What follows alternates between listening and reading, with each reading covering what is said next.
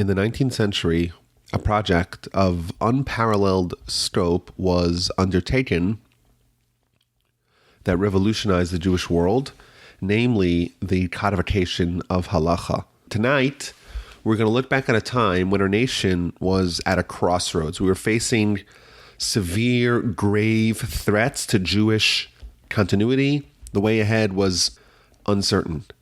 The story goes back essentially to the existence of our nation. Halacha is how to live as a Jew. The Torah is the instructions of God and the instructions given to the Jewish people, and there's a specific way that we're supposed to behave. And that's called halacha. Halacha is what is the correct way to fulfill the mitzvos, what's allowed and what's forbidden, what's kosher and what's unkosher, who is liable, who is innocent. And every law, the practical application of that law is known as halacha. Now, this was part of the Oral Torah. As we know, the Torah was given in two formats. One of them was oral, and one of them was written. Written Torah was the 5 books of Moshe. And we know over the course of history, we've spoken about it in the past, the Oral Torah was written over time. Beginning with Moshe, it was transmitted orally. We had the Sanhedrin, which is a body that was founded by Moshe, whose role was to ensure that the Oral Torah is perpetuated accurately. And from generation to generation, that's how it was done. Circumstances mandated that the Oral Torah be committed to writing. Now, this is a problem because the Oral Torah is called Oral Torah for a reason. It's not supposed to be written. And therefore, when it was written out of necessity, only the bare minimum that was needed was written. So that's why we see over history the Mishnah, which is one part of Oral Torah, the part that contains just the laws, the abstract, rigid laws without any detail, well, that was written first. And that's only a part of the Oral Torah. The rest of the Oral Torah was maintained orally. 300 years later, after the Mishnah was written, it became necessary to write down the Gemara, the Talmud. The Talmud is much more than just the laws. It's the explication of the Mishnah, it's the explanations, it's the sources, tracing the Oral Torah back to the written Torah, because everything that's in the Oral Torah has to have its roots in the written Torah. The Talmud contains also examples and exceptions of any given law and various applications of that law. Now, within the Talmud itself, you could find everything. You find actually halacha. If you studied the entire corpus of the Talmud with incredible commitment and determination to find out what the actual halacha is, you'll find it. But the decision was made in the writing of the Talmud to not parse out halacha in a separate way. It means the only way to access the halacha from the Talmud is by studying it all with incredible commitment.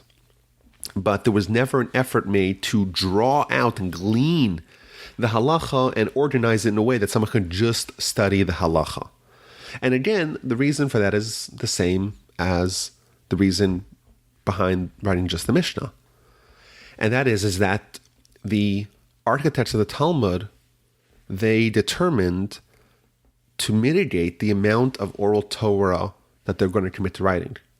And therefore, the halacha, it itself was not written down on its own, it was deduced from the Talmud. And then we know after the Talmud was written, there's the era known as the Gaonim. Their role was primarily to study the Talmud and to teach the Talmud and to supplement the understanding of the Talmud with responsa. But there was not really a comprehensive effort to begin the next stage of unpacking of the Oral Torah and writing down the halacha. In the era that came after the Gaonim, known as the Rishonim, the first ones, essentially spanning from the year 1000 to the year 1500, then we see a boom of new kinds of Torah literature. And for our purposes, specifically literature of codified works of halacha, together with comprehensive commentaries on the Talmud. In the time of the Gaonim, they didn't feel like it was necessary to write down halacha, because everyone could study the Talmud and determine halacha, and if you didn't know halacha, you would write to the Gaonim and ask them your question, and they'd respond and give you the answer. The era of the Rishonim is marked by a newfound emphasis to write stand-alone works of halacha, deduced from the Talmud, and to write commentaries that explain the Talmud. But what's interesting about this era is that in the times of the Talmud and the Mishnah, it was a collaborative effort of the entire body of the scholars of Israel working together to write the authoritative Mishnah. There's only one Mishnah. Rabbi Judah the Prince wrote the only Mishnah. In a weird way, you could argue that the Talmud was written twice. It was written the Jerusalem Talmud and the Babylonian Talmud. But really, there was only one Talmud. Only the Babylonian Talmud was accepted by all of Israel as being the final authoritative work of Talmud. And during the time of the Rishonim, that great era of 500 years of giants of Torah, names and people that we've spoken about in the past, there wasn't this collaborative effort where everyone got together and say, okay, let us write the comprehensive, authoritative book of halacha. And over the course of this 500 years, you have many different commentaries in the Talmud. You have Rabbeinu Gershom, Rabbeinu Hanan, of course, the greatest of them, Rashi. That's not necessarily a work of halacha, because that's a way of explaining the Talmudic text. How to study the Talmud, but not necessarily how to draw from the Talmud the halacha. You have another kind of writing, chidushim on the Talmud, which is new insights and analysis of the Talmud. And notably, we spoke about the Tosafos, the Ramban, Rashba, Ritva, amongst many others who did that. In this too was directed at explaining the Talmud and contrasting one Talmud with the other Talmud, but it wasn't necessarily dedicated solely on books of halacha. And of course, the Rishonim also continue the tradition of the Gaonim of writing responsa, and that the body of responsa of the Rishonim is staggeringly voluminous. But most significant for our discussion is the efforts made during this time period to write comprehensive and isolated works of halacha, to draw out from the Talmud, to find the halacha amongst the sea of Talmud, and to write a book of just that. Rabbi Yitzchak Alfasi, one of the earliest of the Sephardic Rishonim, he wrote his halacha that is found in the back of every Talmud. Of course, we spoke at great length regarding the Rambam, and he went even further. He abandoned the Talmud entirely, or the format of the Talmud entirely. And he wrote his own book of halacha with his own system, 14 books, organized by him, not along the pages of the Talmud. And he even omitted sources. We don't have the sources where he got his laws from the Talmud, but he writes that this is all from the Talmud. And indeed today, one of the great joys of studying the Rambam is trying to retrace his steps. How did he get from said Talmud to this conclusion? And there were others. There was the Rosh, the Or Zarul, we'll speak a little bit, the Mordechai. But this really shows the effort and the recognition of this era of Torah giants, that there was a need to write down halacha. It's no longer to be maintained, so to speak, in the oral tradition. Now it's time for it to be written in a portable, transmittable, written way. And the Rambam, of course, in his introduction to his work, he gives a history of Oral Torah and a history of Halacha, and he frames the problem and explains why his book has to be written. And he writes, you take the two Talmuds, along with the Tosefta, Sifra, Sifri, and other associated writings, And you find from them what's forbidden, what's permitted, what's clean, what's unclean, what's liable, what's exempt, what you can use, what you cannot use. Halacha. And you find it in the Talmud, and it's all from the unbroken oral tradition from Moshe at Sinai. It's all there. But the problem is that in order to actually draw out the halacha, you have to be an expert, you have to have time, and you have to have peace of mind on your hands. And the Rambam highlights every time the Oral Torah was written, or a stage, an unpacking of the Oral Torah was committed to writing, it was based out of necessity. And he writes, the people of Israel were scattered throughout the nations, and they reached the most remote parts of the world, and there was armed struggle, and their public ways became clogged with armies, study of Torah declined, whereas previously it was possible to perpetuate Torah. You'd have a teacher, and you have committed students, and they'd spend years and decades studying, and the transmission of oral Torah would be completed teacher to student, parent to child. But now, says the Rambam, there were only few individuals, the remnant of the Jewish people, who studied Torah and the Talmud in a way that enables them to draw out halacha. And then he talks about modern times, or in his times. In our time, severe troubles come one after another. All are in distress. The Rambam himself, he lived a very chaotic life, at least at the beginning, because his family had to flee. And such conditions are not suitable for transmission of oral Torah teacher to student. Continues the Rambam. The understanding of our discernment is hidden. The commentaries, the responses, the questions, and all the subtle laws of the Gaonim, which had once seemed clear, have in our times become hard to understand, so that only a few people properly understand them. And one hardly needs to mention the Talmud itself, Babylonian Talmud, Jerusalem Talmud, Sefra Sefri, Toseftot, which all require a broad mind, a wise soul, and considerable time before one can correctly know from them the halacha. What the Rambam is essentially saying here is that there is a need for a new writing of the Oral Torah. The Mishnah, the laws, was written. The Talmud, the explanation of the laws, was written. In it is halacha, but it's not codified halacha. It's not drawn out. The emphasis of the Talmud is not to reach the halacha. Yes, it does reach the halacha, but it's not highlighted. The Rambam says, I'm going to do it. For this reason, I, Moshe, the son of Rabbi Maimon the Sephardi, found that the current situation is unbearable. And so, relying on the Almighty, I studied intently all these books to determine from all these works halacha regarding what is permitted, what is forbidden, what's clean, what's unclean, and all the rules of the Torah. Everything in clear language, so that the whole oral law, laws, Mishnah, rationale for the laws, sources for the laws, Talmud, and the practical halacha will become thoroughly known to all, without bringing problems and solutions or differences of view.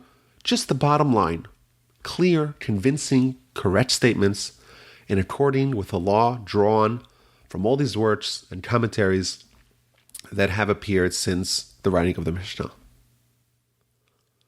And the Rambam places his book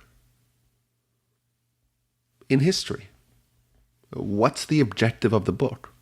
This is so that all the rules should be accessible to the small and to the great. Every commandment, all the rules, all the legislation, everything, in short, so that a person should need no other work in the world, in halacha, but that this work will collect the entire oral Torah, including the positive mitzvos, the customs, the negative mitzvos, since the time of Moshe until the writing of the Talmud, as interpreted by the Gaonim. Thus, I have called this work Mishnah Torah, the complete restatement of oral Torah, so that a person reads the written Torah, the five books of Moshe, and then reads this work, and you know from it the entire oral law without needing to read any other book between them. What the Rambam is telling us, he says, I'm going to make oral law accessible. Oral law is not accessible now. It is theoretically, but in practice, it's just not. I'm going to write the book that explains it all. You'll find everything, the laws, the Mishnah, the Talmud, and the crown jewel of Oral Torah, Halacha. Now, the Rambam himself, he still maintained an uninterrupted tradition back to the Gaonim. He still claimed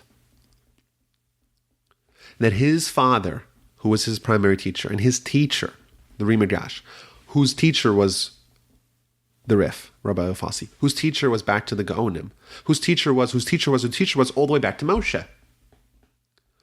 But it was clear that this era, where there can still be uninterrupted tradition, is coming to an end. And the Rambam, he was in the Sephardic world. In the Ashkenazic world, that was deteriorating even faster.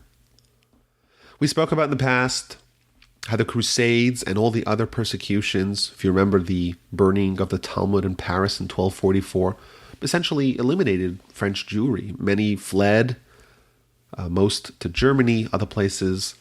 Hence, the Ashkenazic world is called Ashkenazim, which means German or Germanic, and not Tsarfatim, which is French. We used to be called the Tsarfatim, now we're the Ashkenazim.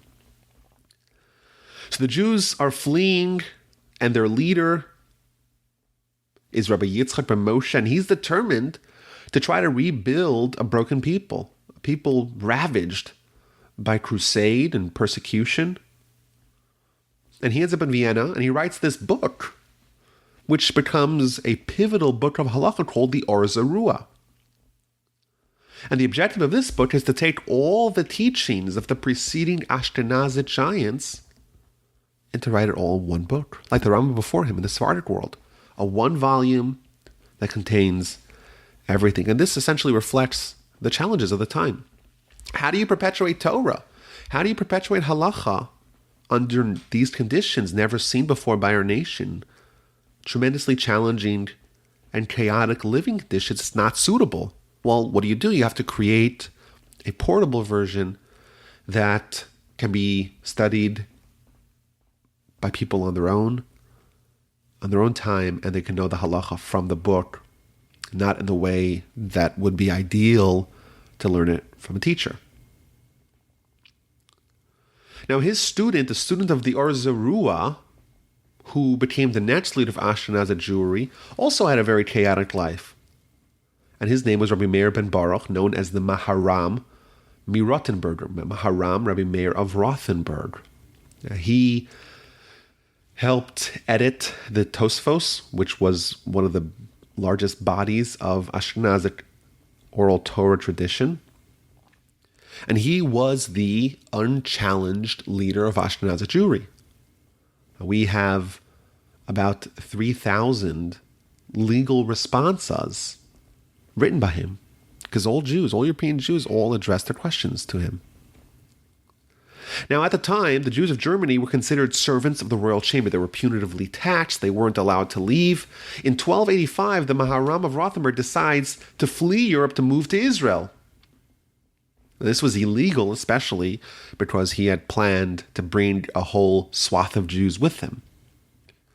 As he's traveling along the way, he's recognized by a Jewish apostate in Italy, and he rats him out, and he's dragged back to Germany. He's jailed in the Eisesheim castle and held for ransom. So you can imagine, think about what kind of Jewish life it is when the greatest Jew of his time is kidnapped and held hostage for ransom. And the King Rudolf of Habsburg demands an astonishing sum of 30,000 marks for his release. The community raises the money, and they're about to pay off to ransom their leader, and he doesn't let it go through. And he refuses, based upon the Mishnah, in Gittin, ein podem es hashvuyim, we do not redeem the captives more than they are worth on the open market. Mipnei tikkun olam, in order to fix the world. There's a concern. If you kidnap one rabbi today, and you're able to raise a huge amount of money for his release, well, That's going to encourage further exploitations. The next rabbi will be kidnapped tomorrow. So he says, no. Whatever my market price is for me as a slave, that's what you pay, not a shekel more. So he's incarcerated. In the last 7 years of his life, he's held up in prison. Now, remarkably, despite being incarcerated, he was allowed to have visitors and write responsa and run his yeshiva. We have many responsa today that he signs with his signature, and it writes, signing it from prison. After 7 years, he dies in prison. And they open his will, and his will says, don't ransom my body. And for 14 years, his body languished in prison until finally a wealthy Jew, Alexander Wimpfen, ransomed him.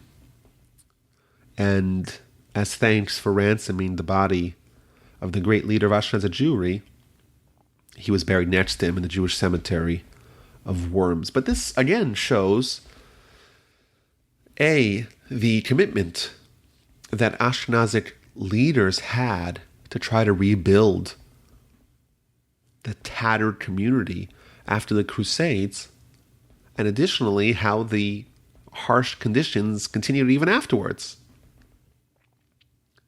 Under such living conditions, it's very difficult to try to perpetuate Oral Torah to legions of students. Now, the Maharam's prime disciple, one of the shining stars of this era, is Rabbi Asher ben Yechiel, known as the Rosh. You open up the back of any Talmud, you'll find his halachic commentary in the Talmud. Now, he's not as innovative as the Rambam. He doesn't depart from the structure of the Talmud. But again, we see another effort made to try to codify halacha in this era. Now, he was traveling for the benefit of his community, and he ended up in Spain. And he was offered, while visiting Toledo, a rabbinic position.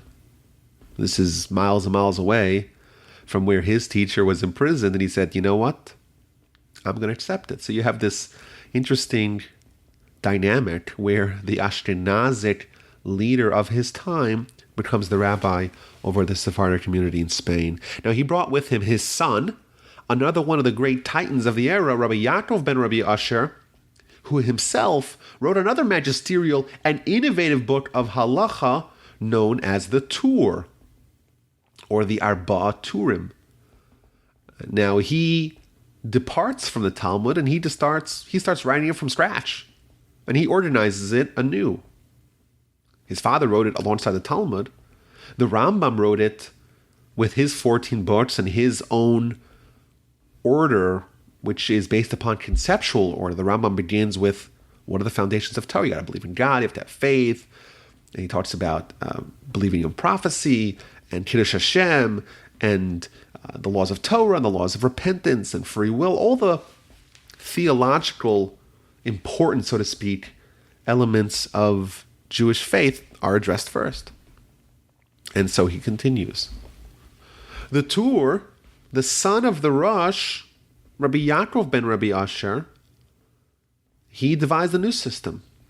He's going to start it off in chronological order of the Jewish day. So what's the first thing you do? You wake up in the morning. Well, okay, what do you do then? You wash your hands. Let's start with that. You go to pray. Let's continue with that. You put on tefillin. And he does that law in order, first the Jewish day, then the Jewish week, and then the Jewish year, and broken down to 4 sections, Orach Chaim, Yoredeh, Even Ezer, and Choshen Mishpat. And it's critical for our story because when the Shulchan Aruch is going to be written, it's going to be based upon the Tur.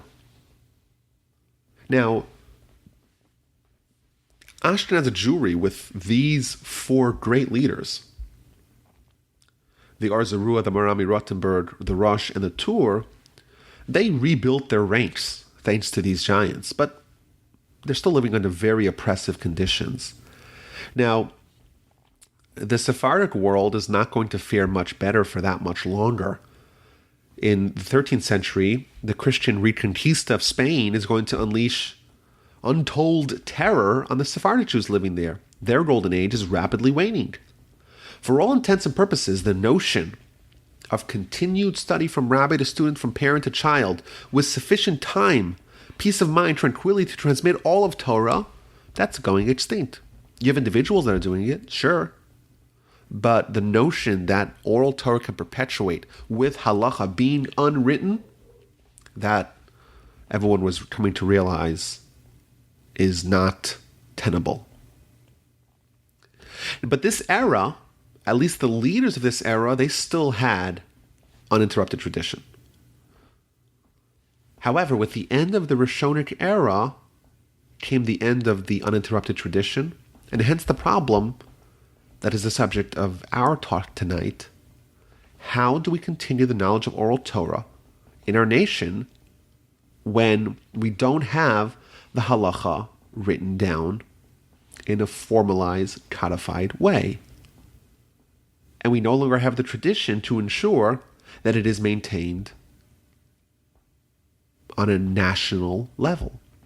Now, thankfully, the Rishonim, like the Rambam, they saw it coming. So they wrote their halacha, and they wrote the commentaries, and they wrote their explanations, and they wrote the chidushim, and they wrote their response, and they wrote and wrote and wrote and wrote. But ironically, you could argue that they wrote too much. Because we had an intricate Talmud. In it, you found the halacha, and that took up a whole bookshelf. And you know what? Every 13-year-old boy becomes bar mitzvah needs to know how to live as a Jew. And what do? You got to study the whole Talmud before you become bar mitzvah? That's not reasonable for most people. So they scrapped the bookshelf. They didn't scrap the bookshelf, but they realized that the bookshelf of the Talmud is too complex to teach halacha. But they replaced it not with a bookshelf, not with a bookcase, but with a whole library of Rishonic halachic literature of all types. You're back to square one. Paradoxically now, after the era of the Rishonim, there's too many options of codified halacha. How do you determine which one to follow? Do you choose just one of them? Now, for some, the answer was yes. The Yemenite Jews, for example, they follow the Rambam in every one of his rulings. He, because of his efforts to save the Yemenite Jewish community from their existential problems, they accepted him as the final word of their halacha. What about everyone else? It was a grave problem. In the 16th century, after the era of the Rishonim came to an end, several pivotal characters in Jewish history stepped up and forever changed the landscape of Jewish living. The greatest of them is Rabbi Yosef Karo. He was born in Spain in 1488, and as a young child, he's 3 years old, he's fleeing with his family, along with hundreds of thousands of Jews during the expulsion of Jews in 1492. They leave Spain, their ancestral homeland, for centuries. And they stop along several places along the way. They end up in Turkey for a little bit. They spend some time in Greece and Italy. Ultimately, they settle in Tzfat in northern Israel. And he's going to go on to become one of the most significant and transformative Jews of his time. And he's going to be the catalyst for the next great development of Torah and the next codification of Oral Torah. When describing this persona, no superlatives will suffice to describe his impact. He was a genius and a scholar and a tzaddik of astounding proportions. Today we're going to focus not so much on his personal character, but the literary and halakhic works that he wrote, which were unmatched in their influence. He set out on this quest to codify halacha. And in his introduction to his magnum opus, Bet Yosef, he outlines the need to codify and standardize halacha. And he sets out to write the definitive book, which includes all the applicable laws, all the explanations, everything sourced from the Talmud, all the disagreements, all the discussions, all the debates, all the commentaries, all the positions, to lay out the land and to determine halacha. And he writes in his introduction that in order to avoid unnecessary duplication, he chose to base his work on the work of a predecessor. So, who does he choose? Well, initially he chooses the greatest halacha book of them all, the Rambam. And he begins writing a commentary on that. Ultimately, he changes his mind, because the Rambam only offers his conclusions. The Rambam doesn't source his positions in the Talmud. It doesn't tell us about the existence of other positions. And he even notes that you open up one book of halacha and you see an authoritative stance and you assume that no one else disagrees. And the truth is that there are mountains, as they're called, giants of Torah who disagree. And that's the problem. And the Rambam gives only one angle, only his conclusion. And he realizes the Rambam, the book of the Mishnah Torah, is not a good candidate to write his book upon because of the unique structure of the Rambam and the fact that he very much includes only his position and nobody else's. Now, interestingly, that first attempt is not scrapped. He ends up writing the Kesef Mishnah. He takes this work on the Rambam and writes a comprehensive commentary on the Rambam. And indeed, if Rabbi Yosef Kairo's only work was the Kesef Mishnah, his position as a giant of Torah would have been cemented. And in this book, Kesef Mishnah, as if you recall, the Rambam was written without any sources. The Mishnah Torah was written without any sources. And he provides all the sources. And then he provides explanation. And then he responds to the various challenges on the Rambam, primarily, of course, the critiques of the Raavad. And there's a little bit of a play on words here. Mishnah Torah means the repetition or doubling of Torah. Kesef Mishneh means the doubling of your money. And that refers to an episode in Genesis when Joseph places the money back in the satchels of his brothers, and they come back, they bring Kesef Mishneh, a double money. And of course, Rabbi Yosef Kairo is invoking his name, Yosef, in that title. This comprehensive commentary on the Rambam is included in the margins of all subsequent editions of Mishnah Torah. But this was not going to be the book he uses as a baseline for his work on halacha. Ultimately, he chooses the Tur, the Arba Turim, the four Turim of Rabbi Yaakov, the son of Rabbi Asher, as a baseline for his work, because it incorporates many other opinions. This is interesting because the Tur at the time was the authoritative book of halacha for Ashkenazi Jewry. It's already been in existence for hundreds of years, and its stature is unquestioned. And Rabbi Yosef Kairo is writing a commentary on that. And one would argue that this is maybe the only time in history when a commentary on a work has even a greater impact than the work is based upon. His commentary on the Tur, the Bet Yosef, is going to outshine the Tur itself. And he writes what his plan is. First, he's going to source every law that the Tur brings, from the Mishnah, the Brisa, Tosefta, Babylonian, Jerusalem, Talmud, Sephra, Sefri, Mechilta. Where is it from? And then he's going to say, well, is it universally agreed upon? Is it a subject of machlokes? Well, if there is a machlokes, if there is a disagreement, what are the various opinions? And if the Tur himself brings opinions, explain those. If he omits opinions, explain those.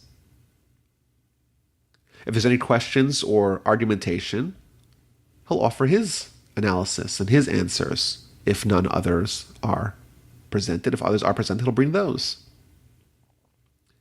And if there are laws that are not brought down by the Tur, he'll bring them as well and explain them.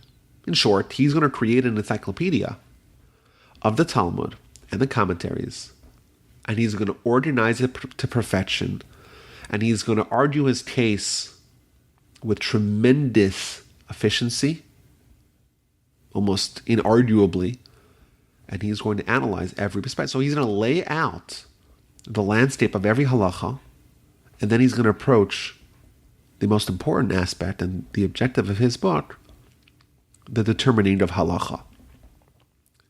And he writes that there's a problem, because he is going to present the positions of all the Rishonim, and he's going to lay them out on either side of the matter. Well, what then? How do you choose between giants? So he writes, I'm going to develop a new formula based upon the Sanhedrin's principle of adopting the ruling of the majority.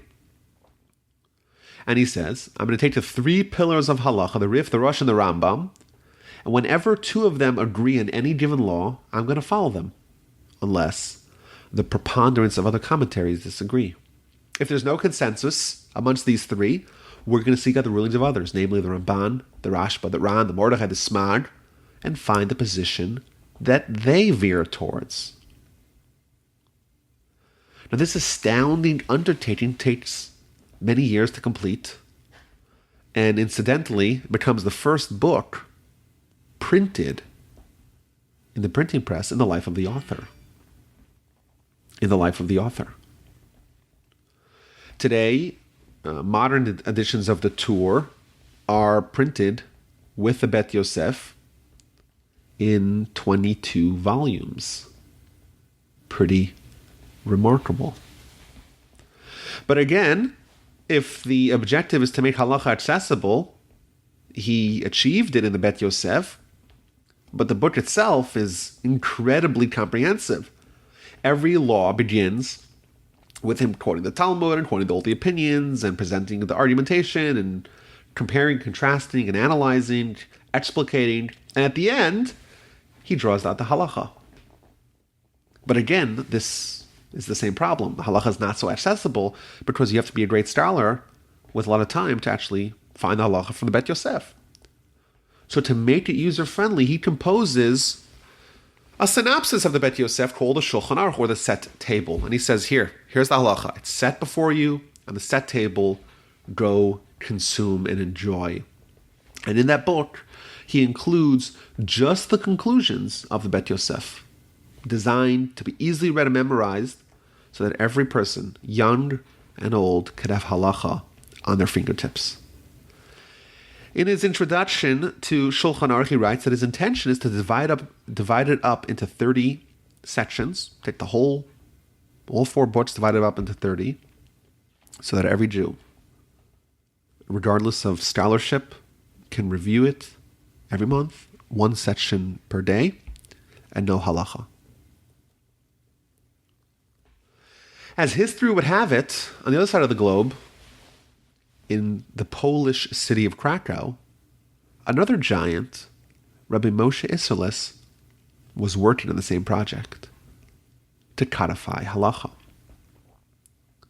And he writes in his writings that when he got a copy of the Bet Yosef, he was devastated. Because it seems like the Bet Yosef got out the door first. Almost as if like he worked, he toiled so intensively, and someone else reached the finish line before him. But he made a decision that forever changed the history of halacha. And one would argue that he's even more instrumental in assuring that the Shulchan Aruch is universally accepted than its author. He chose, instead of writing a competing Shulchan Aruch, instead of creating a situation where the Jewish people would have 2 Shulchan Aruchs, he decides to insert his comments interspersed, interwoven in the Shulchan Aruch, his positions.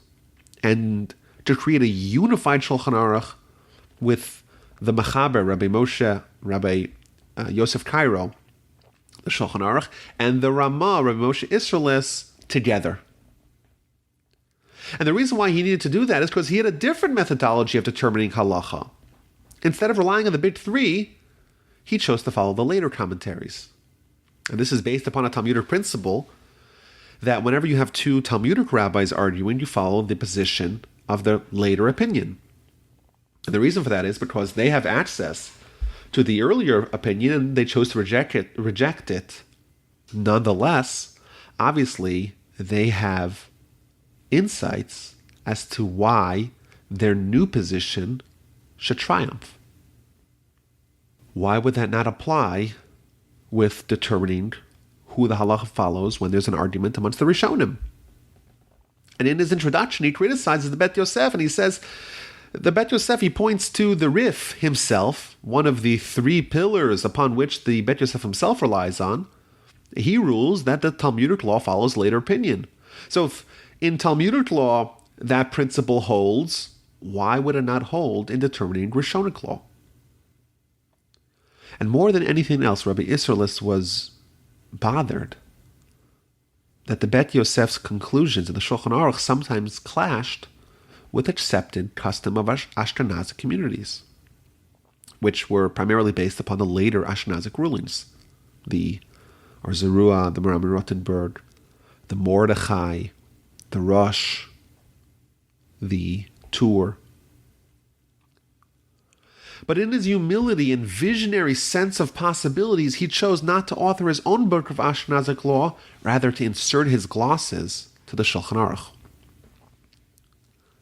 By doing it in this manner, he ensured that there would be only one Shulchan Aruch for the entire Jewish people to rely upon.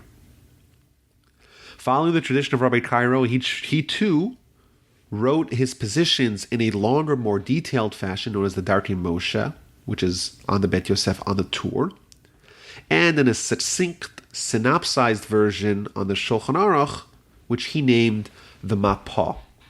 Well, if the Shulchan Aruch means a set table, Mapah is the tablecloth laid upon the set table of Rabbi Yosef Cairo. Very quickly, this Shulchan Aruch, together with the comments of the Ramah, became the centerpiece of Jewish law. It codified halacha and incidentally spawned a new era of halakhic words very quickly. An enormous corpus of commentaries are written upon it. In a wonderful, ironic twist, the sheer volume of halakhic writing on the Shulchan Aruch itself created the same problem that the Shulchan Aruch was written to fix. There is overwhelming amount of the halakhic works in our modern bookcase that there actually have been several modern efforts to codify halacha written since. Similarly to the Rambam's quest to end all books with one book to rule them all, the Shulchan Aruch's one book to rule them all, learn it all in 30 days and just review it, didn't quite end up the way the author had intended. Nonetheless, I would argue that the greatest achievement of any work in any genre is that it redefines the arena, the discussion, the genre itself. By that barometer, the Shulchan Aruch more than achieved its objective. It became the beginning of all subsequent halachic works.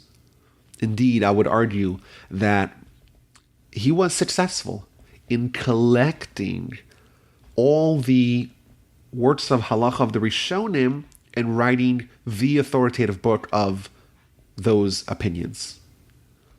In the future, more halachic analysis was added on top of that, but it all began with the same point of departure, the Shulchan Aruch. This legacy is a testament to Rabbi Yosef Cairo and Rabbi Moshe Isserlis.